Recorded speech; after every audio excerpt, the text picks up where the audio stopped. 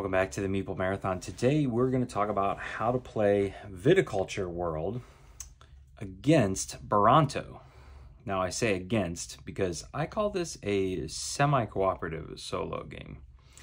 Now Bronto is a AI controlled player who's here to help you, but he's also going to get in your way and force you to change up your strategy throughout the game.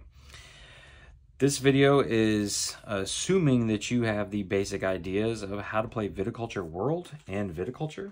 I will cover, kind of some very, very basic stuff, but for the most part, this one is just how to play Viticulture World solo.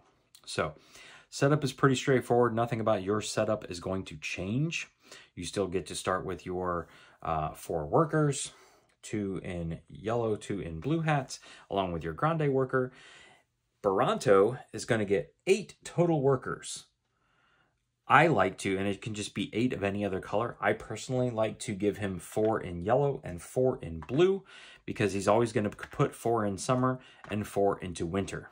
So the colors just match up, and then I pick any other color I so choose. Buranto is also going to get 1 of each card just drawn off the top of the deck. And if you're playing with the flip side of the board where you have structures, aka you're playing kind of with the Tuscany expansion, you would also give him a structures card. So he has 1 of each card. This is open information. You are allowed to see and review his cards at any point in time. Then the last thing we need for Buranto is his deck of cards here. Here you can see that's him, that's your partner, your player, your opponent. We're just going to give this a quick shuffle. We're going to go ahead and get started. So the end game winning conditions for you are the same as they are as if you were playing with a human player playing a 2-player game. You do get 1 little bump up on the influence track. Instead of starting on the 3, you get to start on the 4. Right here, it's listed solo there. And technically, they tell you to put Buranto's victory point marker already here on 25, and it doesn't move. Doesn't make sense to me. I don't even need it. I'm just going to have mine here at the start position, just like anyone else. He also doesn't need his residual income payment. He doesn't need any buildings. He doesn't need a player board. Your actions will go through at the beginning of the round exactly the same as if you were playing a cooperative game. You're going to reveal the next event card. You're going to go through it. You would reveal 4 new tiles. Then you yourself are going to choose a bonus to gain, technically determining your player order, but Buranto is always going to get to go first. Now they tell you when you place your rooster to place it here, and then when you move into fall, you just choose a bonus, because the one thing you cannot do in solo is choose the same bonus 2 times in a row. So if I take this bonus where I get a green card, I want to leave my rooster here to remind me that next year I need to choose something different. Maybe I want a yellow card, and so I would put my rooster down there. Other than that, nothing about this pre-year spring events changes. At the beginning of summer, however, Buranto is going to take action. You're going to draw the top card of his deck here, and you'll notice that he's going to gain 3 lira. So Buranto not only has a deck of cards, or a hand of cards, but he also has money to spend. We'll tell you how he does that in a minute.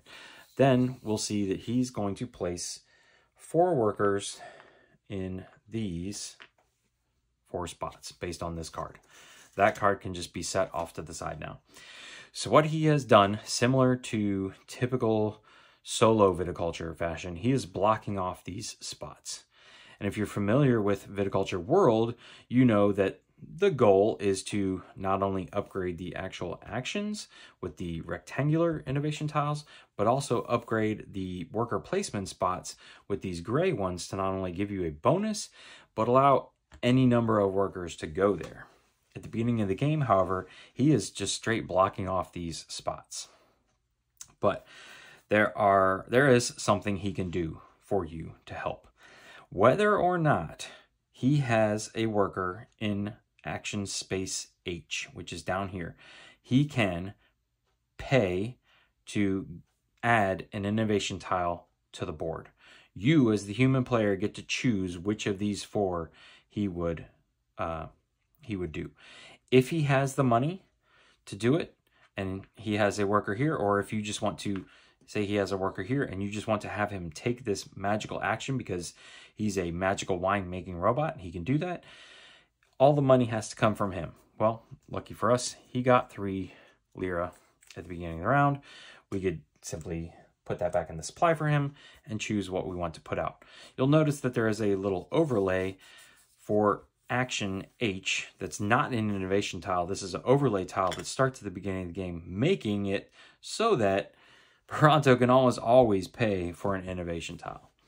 If you, however, go there and take that action, Buranto can help you out. He can actually loan you some money or chip in some of his own money to help you pay for that innovation tile. So that's one of the ways he can help us out on the game. He's already blocking off some spots. It's about time he did some good. The second thing is the trade action. Now, similar to the standard game of Viticulture World, if you place your Grande worker down, or if you're in the same spot as someone else's Grande worker, you guys as human players can trade. Well, same thing goes for Buranto. Buranto can give you some money. He can also take some money. Maybe you want to give him 1 lira so that he can pay for a certain action all by himself in the next round.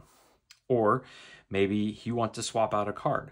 The card trading is the only time where you actually need to give him one of your cards and you can take a card in return.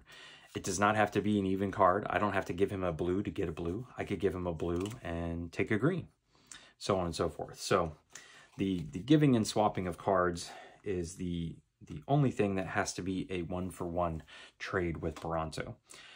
Other than that, we could choose, and we only get 1 of these things, we could choose 2 of his magical abilities, which is to upgrade a grape or a wine token.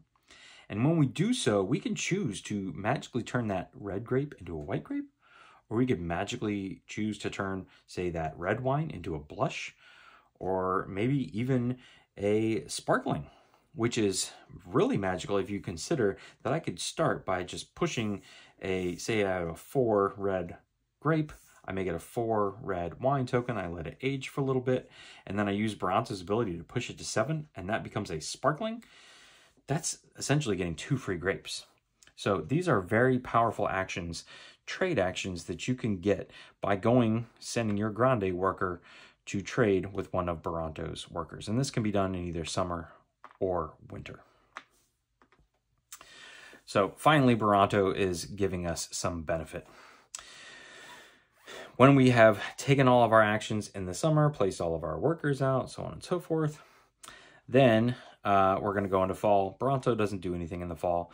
We get to choose our little bonus. And remember, don't move your rooster in. Keep it out because you need to not choose that spot next year. And then we move into winter. Bronto's going to draw another card. He's going to gain, look at that, 3 lira. Spoiler alert, he gains 3 lira every single time. But then there are 4 more spots that he is going to block off. Boom, boom, boom. And we go about this all again. Similar to him being able to take the overlay action for free and magically without having a worker there, he can do the same thing with the P action. So both lower right actions he can magically take on his own. If he has 8 lira, he can spend 8 lira to boom, move up the influence marker for us. Or if we go here, he can chip in some money as well. And if we have saved our Grande worker and we use it now, we can take the trade action now in winter. Obviously, the strategy in any game of Viticulture World is to get out these tiles here so that we can go there freely in the future with him. He is never going to block off a bonus tile or an innovated worker placement spot. He's just going to go there, and we could still send our Grande worker there to trade with him, but we could also send our regular worker, or we can send our trained worker in order to get said bonus. In this case, I haven't pointed at anything, but there we go. In that case, I would get 1 lira. But that's it. That is all Buranto does. Bronto, however, completely changes the way you have to go about strategizing for Viticulture World. It goes from being a entirely cooperative game where the scenario cards or the world continent cards are the only things throwing you for a loop or changing things up every time, to Buranto simply getting in your way, just like the AI did in Viticulture, the Automa did in Viticulture, and forcing you to re-strategize if a certain location is blocked off from you. You still only have one Grande worker to be able to jump in with him until you start innovating some worker placement spots. So I think this is a great addition to the game. It's almost a third way to play Viticulture. And it's very straightforward. It's just as simple as the Automa was in standard Viticulture, where you just flip over a card, you block off his spaces, and you go. The only additional rules that you need to remember for him are the ability for him to pay for these, or help you pay for these 2 spots, and the trade action. And once you've figured out this symbology, the trade action is very straightforward. So that's it. Like I said, very easy, very simple.